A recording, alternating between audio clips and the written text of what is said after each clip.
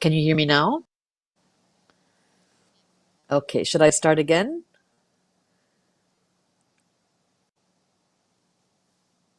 Okay, sorry about that. I had my microphone muted. Um, so thank you so much, everyone, and hi. My name is Naila Farouky, and I am the CEO of the Arab Foundations Forum, which is a membership-based association of donors and foundations working in the Arab region. I also currently serve as the chair of the board for the Wings Network, and I'm delighted to serve as your moderator for this critical panel today. So this session will focus on decolonizing philanthropy, balancing the forces and building knowledge, and our panelists will discuss the role of philanthropy as viewed from a global perspective and how it reflects economic inequality between countries. So those who have more support those who have less. And for many years, financial support has been accompanied by a huge technical imposition. The shift to the power movement is one among many others that highlights the local knowledge to leverage local change.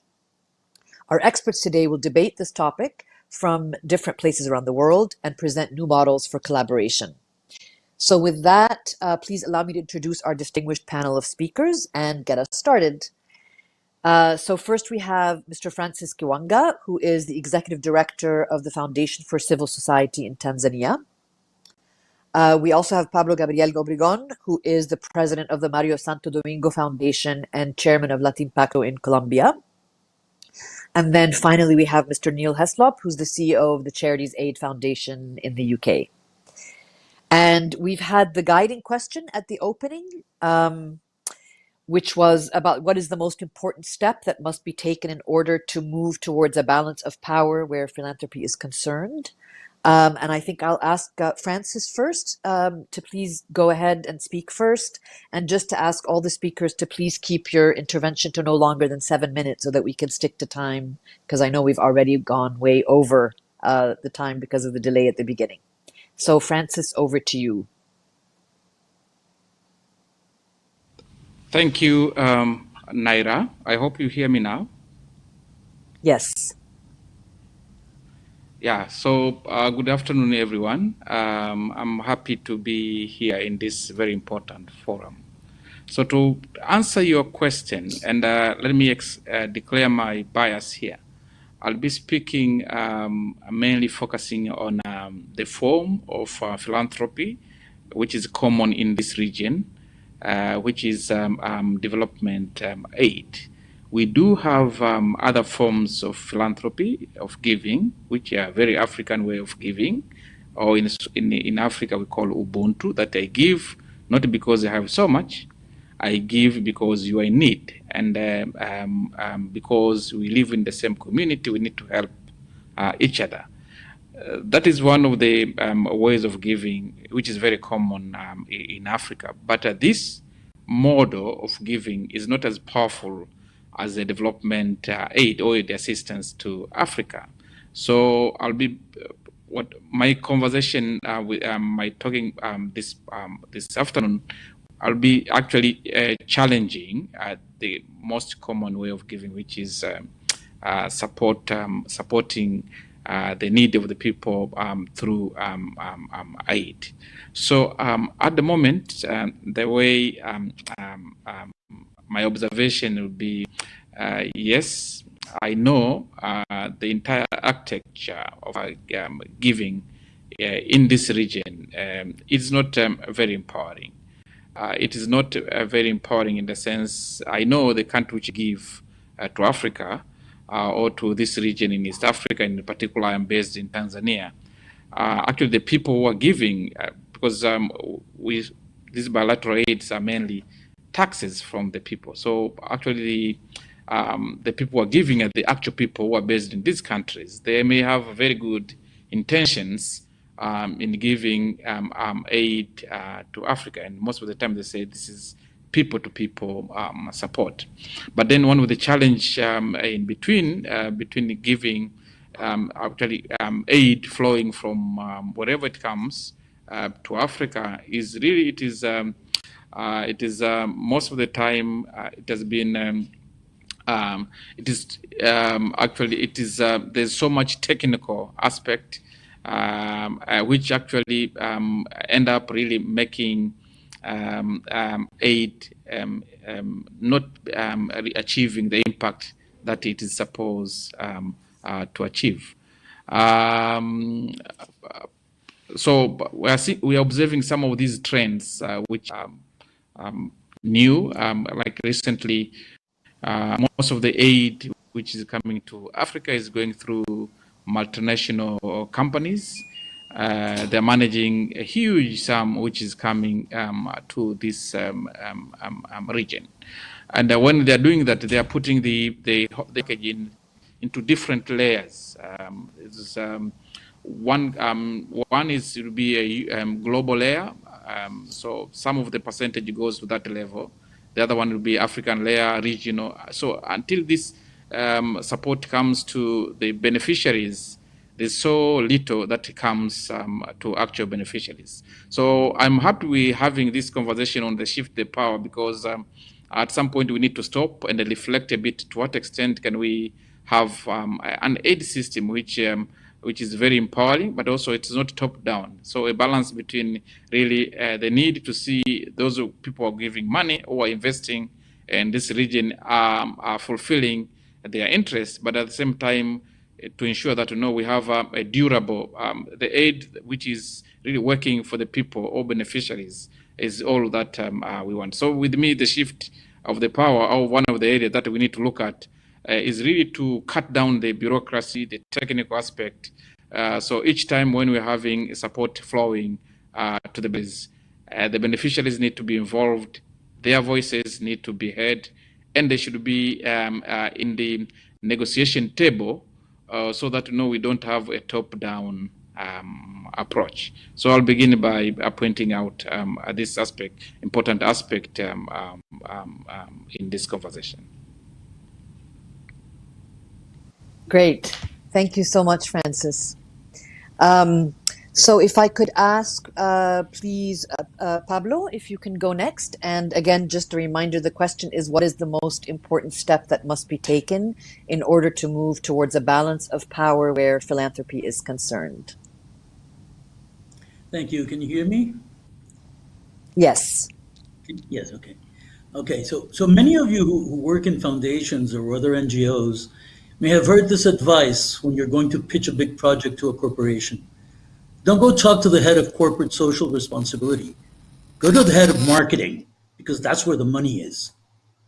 The same argument applies to the world of social investing.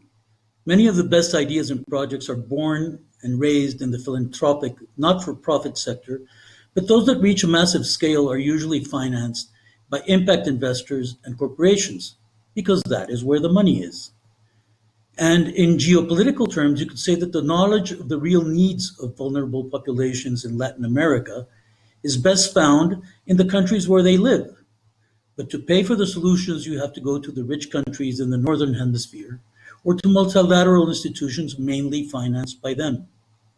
So a problem arises that is at the center of shift of power discussions.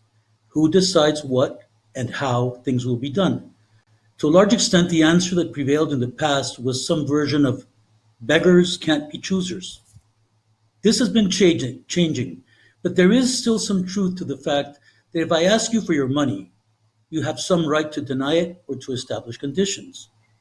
But there's also a different answer, and it arises from another fact. We do not have to be beggars. The ideas and initiatives are here in those vulnerable populations, in our social sector institutions and in academia. But a lot of money is also here in our own countries. It is in the coffers of our states, of foreign and domestic companies that operate here, and also of wealthy individuals. And all of these have some reason to invest in solving social problems.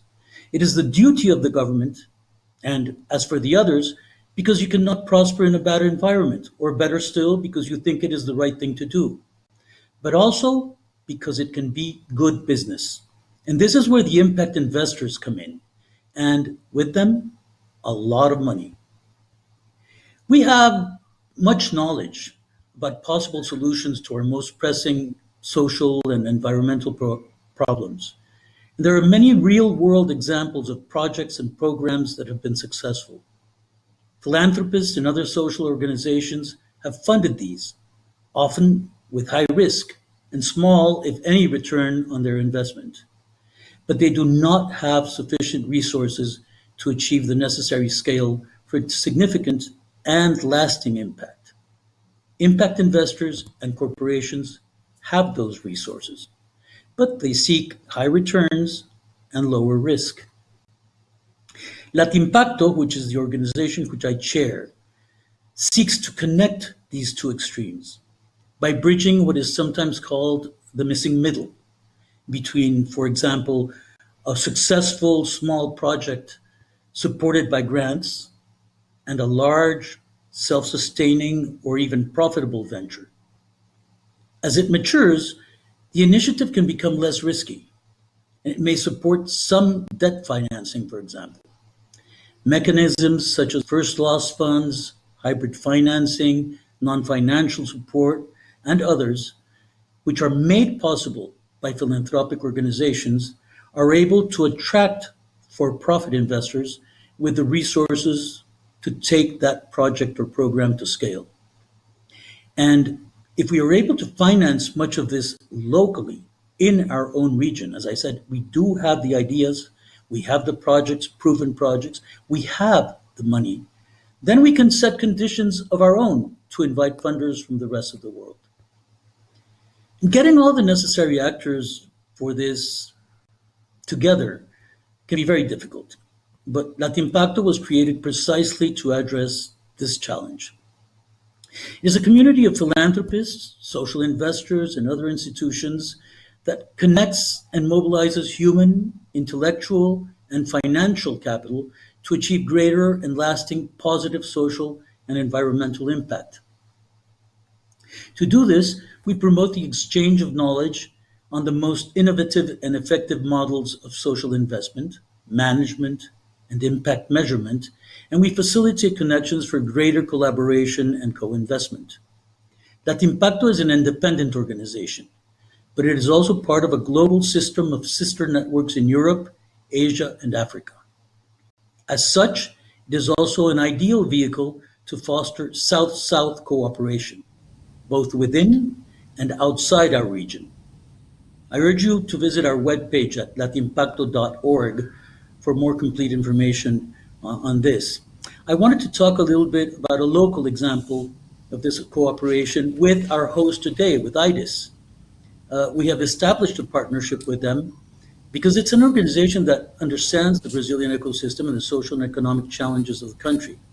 And IDIS has now become a member of Latimpacto as an ecosystem developer in Brazil, and we will together promote the value and the concept of this network for a more strategic deployment of social investment in Brazil. And IDIS will also participate in the governance of Latimpacto with a seat on our strategic advisory board. We will both share knowledge and best practices in our areas of interest, such as investing for impact, blended finance, the continuum of capital, impact measurement, innovative financial instruments, catalytic capital, and non-financial support, which are some of the main themes in the investment for impact system. You have investment with impact, which is what impact investment has been known for, but what we are promoting is investment for impact. First, impact, but yes, also with some return on your capital. And this is an important measure in which I think we can manage to raise enough local capital in our countries and in our region that we do not have to depend solely on foreign resources and imposition if it comes along with it. So I think this is really an important way that we have to become independent. I think this is the real way that we can shift the power. To shift the power, we have to have enough. Okay, I was going to talk about a couple of other things, but we'll leave it for the questions maybe. Yeah, you'll have a chance to come back and give some final thoughts and some additional thoughts as well. So thank you so much, Pablo. Um, so I'll just move on to Neil next, please. If you need me to remind you of the question, let me know. But if not, I'll let you go ahead.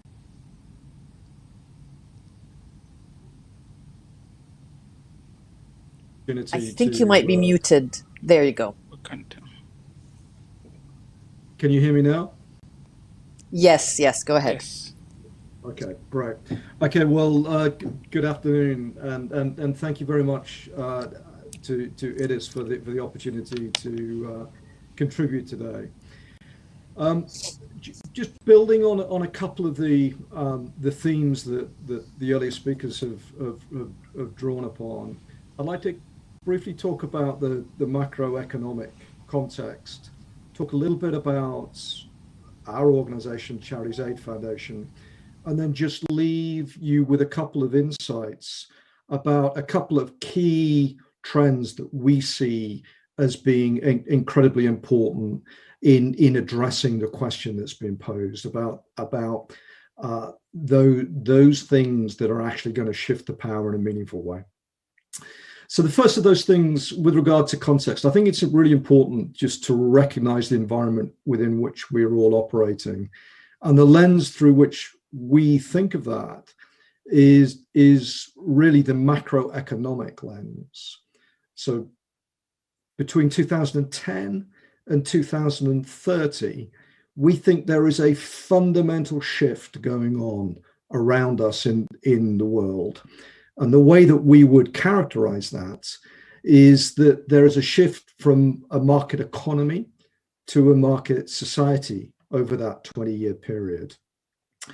And what we mean by that is that we're viewing some of the changes that we're all living through the lens of three interlinked crises: the credit crisis, the COVID crisis, and the climate crisis.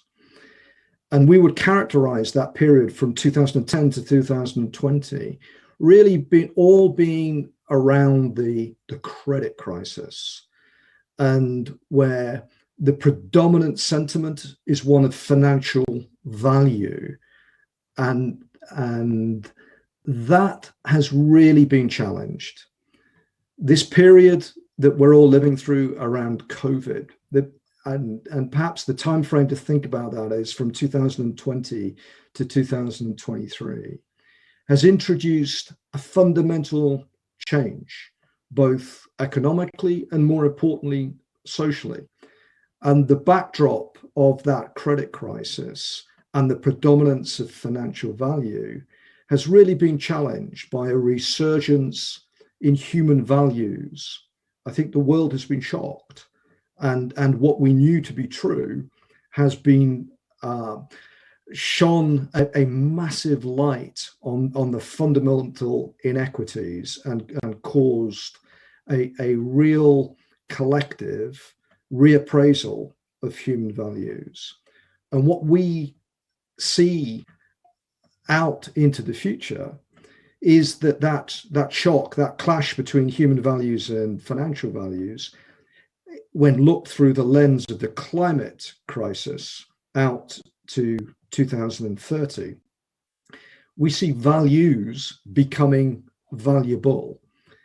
And the consequence of all of this is to have really quite profound implications for companies, for communities, and obviously for countries. The previous speaker spoke about follow the money and where the resources are. And I think the kind of resources that one sees it shifting are really, really very, very, very profound. And the economy is shifting very, very dramatically. And companies and countries are reappraising their priorities. And I think the flows of the money around the economy are dramatically changing. And those changes bring forward really important opportunities to shift power and change priority and make meaningful change.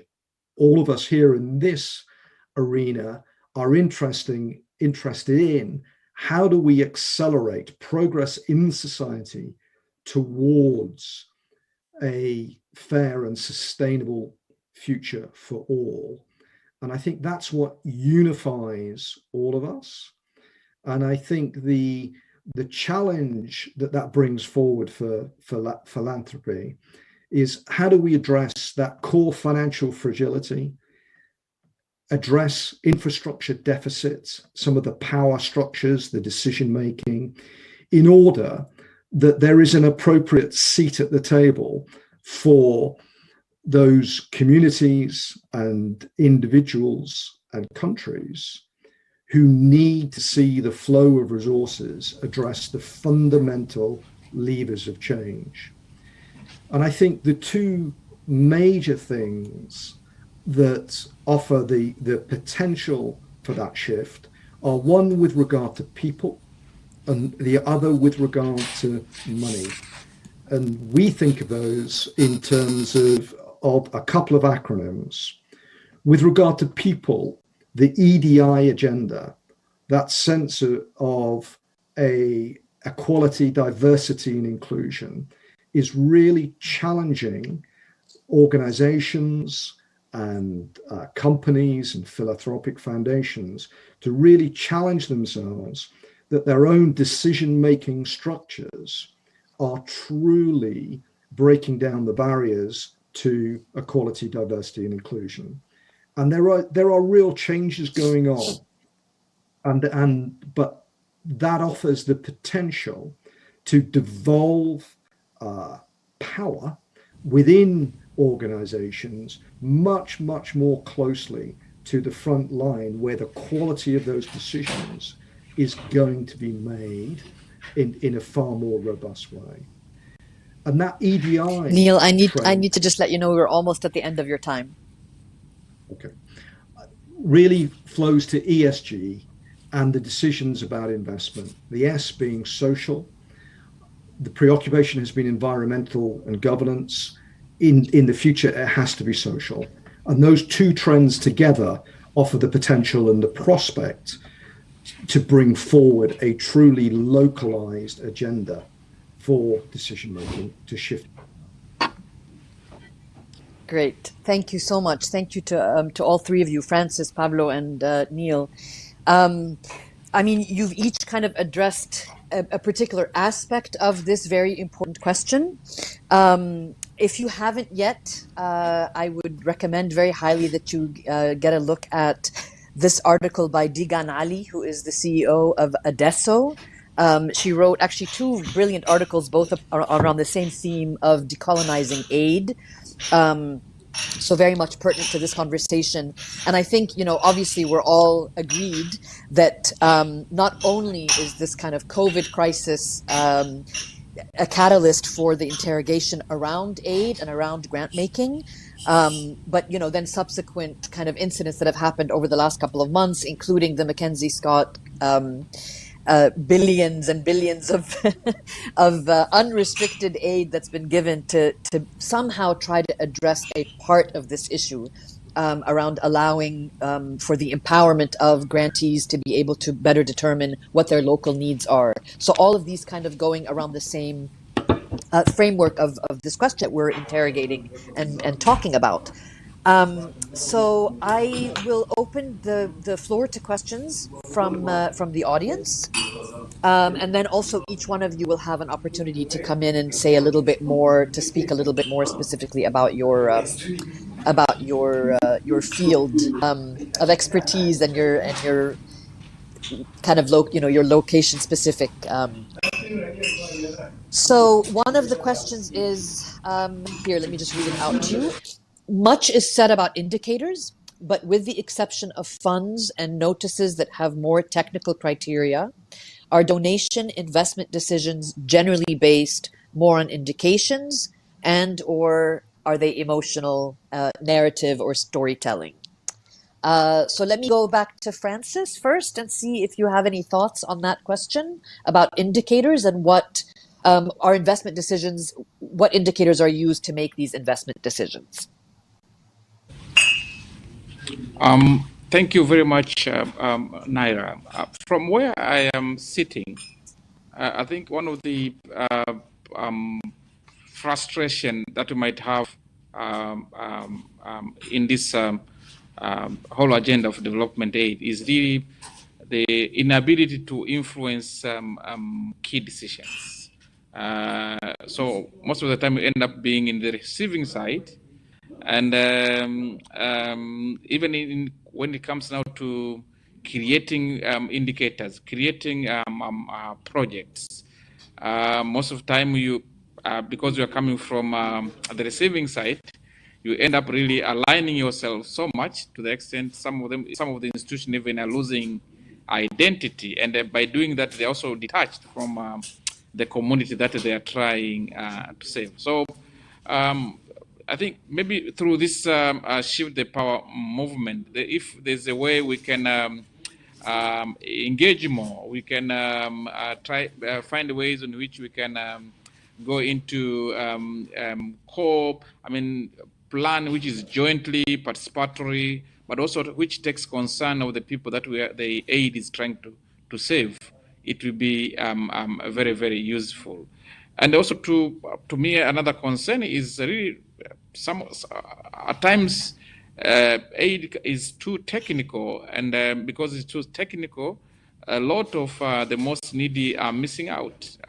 So for instance, if there's a call from maybe an organization from America or Europe wanting to support institution A or Z somewhere in Africa, at times you look at the conditions, you look at the requirements that will require you to apply for that support, you end up giving up. So maybe this is something that needs to change, and I believe it is within our power.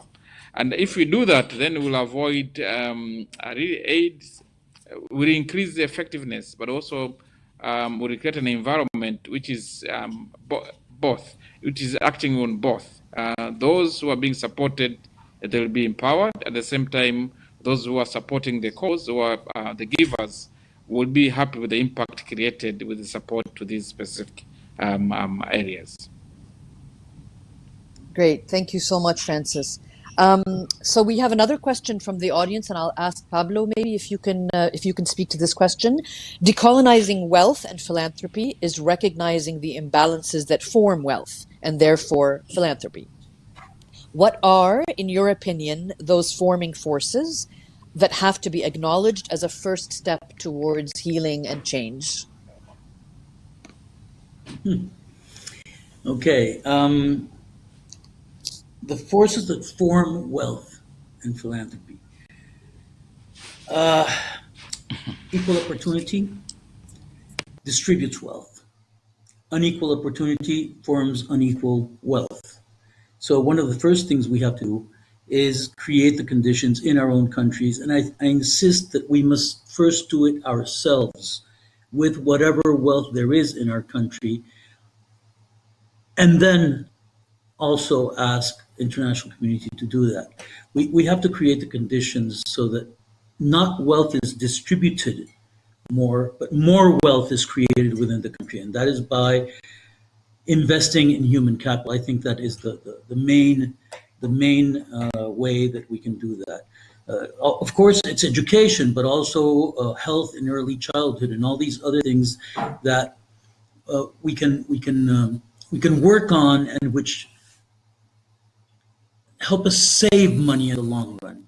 Now, another thing that I wanted to mention is that governments have a lot of money, but there are many new initiatives born in the social sector which do not grow and are not transplanted to the government because the government is not willing to take risks. And you understand this. The functionary of the government cannot take a risk with governmental money because he may end up going to jail.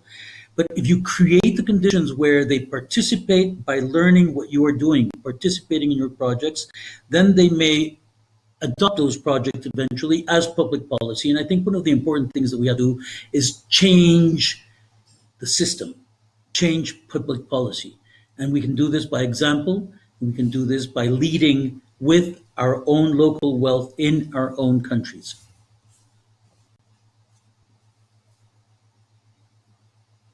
And then Neil, another question to you from the audience. How can philanthropic funders take more democratic decisions? And how can they be held accountable by the public for those decisions?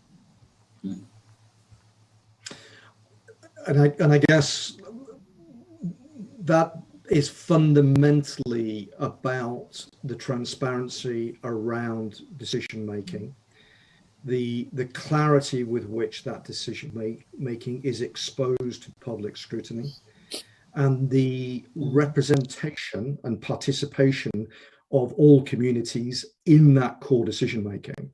So for me, and that's why I talk about EDI, equality, diversity, and inclusion. Traditionally, those decisions have been taken by an unrepresentative group, and they have been taken in an opaque way.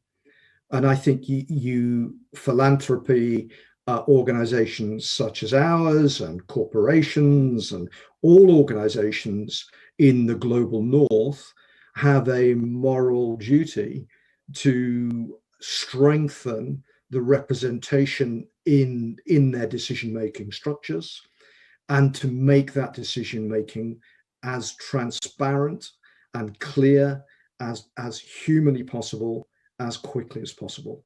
And those are the two forces that are, to my mind, equally important, that will deliver the kinds of cultural change and the shifts in power that we're talking about.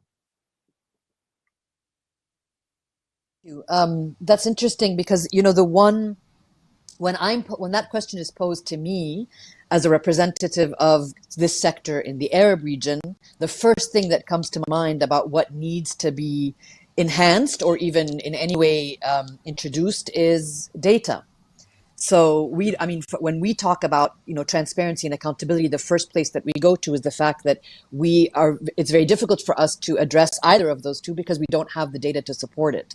And there's such a long kind of history about why that data is not available. So it's interesting to me that that's not necessarily a universal issue. Although I know data is a universal issue anyway, and there is a lack of data in this sector universally, but it's very, very, very pertinent to the region that I represent, and I think Francis would probably agree with me from the Africa perspective as well. So another kind of just question and something to think about. This will be the last one, and then I'll give each of you about 2 minutes to close out so that we can finish on time. Today, more than ever, we see more and new actors mobilizing resources for social impact.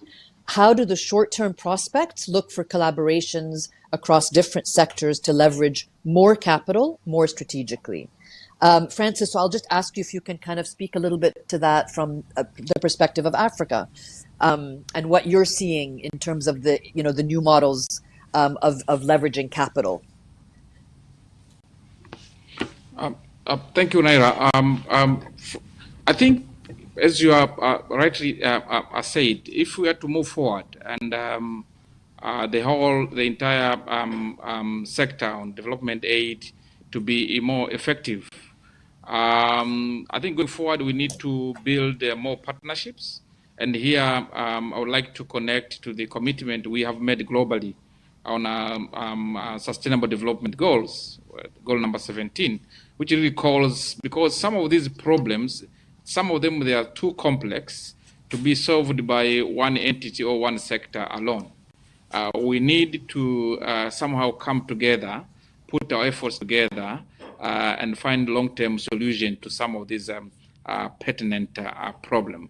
So like the region where I'm coming now, in East Africa, Tanzania, increasingly I see NGOs trying to align themselves, also coming together, try to team up with the private sector, trying to team up with the government, even some of the untraditional partners, because the focus is we are brought together by the needs of society.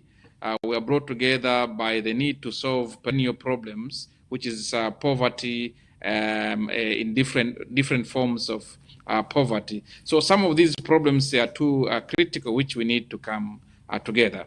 There are challenges here and there. For instance, our response to COVID-19, we have seen government have been taking some very, direct but also very visible role, and it was a missed opportunity to some of us, including philanthropic sector, to see to what extent can we really engage through maybe advocacy or lobbying, so that some of even the governments, including my government, for that matter, they took very hard stance on the issue, and as a result, maybe we ended up having maybe some catastrophes here and there. But if we had a very strong philanthropic sector to support advocacy, lobbying, sharing right information, maybe we could save more lives, but also have some measures which will address the problem. We still have some of these global emerging issues like pandemic, and these are the issues that cannot be solved by government alone. So we let us see and look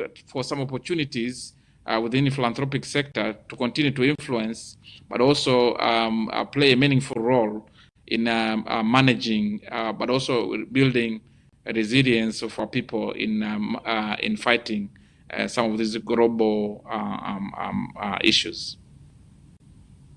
Yeah, thank you so much.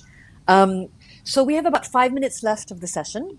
So what I'll do is I'll just ask Pablo first, and then Neil, if you can give your kind of closing remarks and maybe focus a little bit on building on what Francis was saying around the need for partnerships and the building of partnerships, SDG 17, and what is the role of philanthropy in kind of furthering that. And maybe, again, also just with a little bit of the, COVID, post-COVID future as we look forward.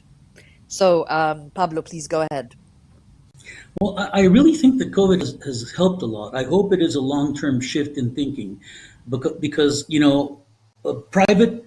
I was president for more than 30 years of the Santo Domingo Foundation. As a matter of fact, I'm not anymore. Since a couple of years ago, I'm still on the board.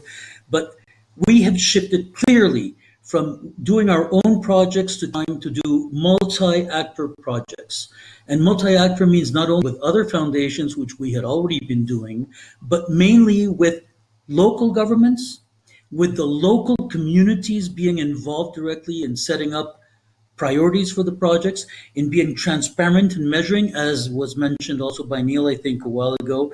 What you don't measure, you don't know. So we have to learn, as philanthropists, we have to learn from the impact investors. We have to learn that we have to be able to show what we do with clear figures, and we have to be transparent about our motives and the way we have reached our conclusions, and we have set our priorities. I think these are essential questions that have changed thanks to COVID, and I hope that they will change for the long term also, especially working with government. That has been very important, because the shift has been in the government itself, which was not really very given to working easily with foundations, thinking there's also always, what are you hiding behind that? So that has changed also, and I think that is an important shift also. Yes, thank you so much. Okay, Neil, your final kind of closing thoughts on this. Yeah, I mean, I agreed with Pablo in a perverse way,